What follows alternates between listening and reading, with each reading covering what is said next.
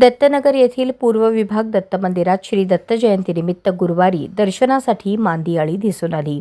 या मंदिरात दरवर्षीप्रमाणे यंदाही विविध धार्मिक, आध्यात्मिक आणि भव्य सांस्कृतिक कार्यक्रमांचे आयोजन करण्यात आले।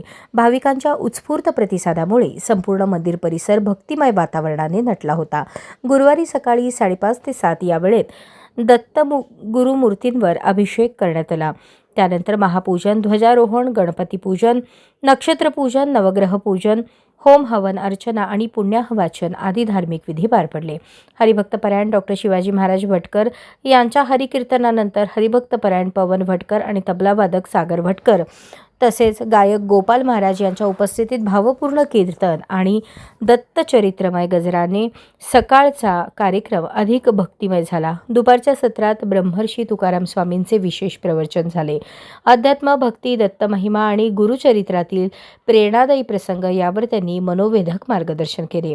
संध्याकाळी जन्मोत्सव कार्यक्रम झाला। मंदिरात श्रींची आरती, दत्त गजर आणि सर्वत्र दिगंबरा दिगंबरा श्रीपाद वल्लभ दिगंबरा या जयघोषात वातावरण भारावून गेले। सायंकाळी पालखी मिरवणूक काढण्यात आली। दत्त मंदिरापासून सुरू झालेल्या या मिरवणुकीची आंध्र दत्त चौक, पद्मशाली चौक, बालाजी मंदिर, जगदंबा पूल, श्रीराम मंदिर, मार्कंडेय रुग्णालय, पोलीस मुख्यालयामार्गे दत्त मंदिर देवस्थान येथे समारोप झाला।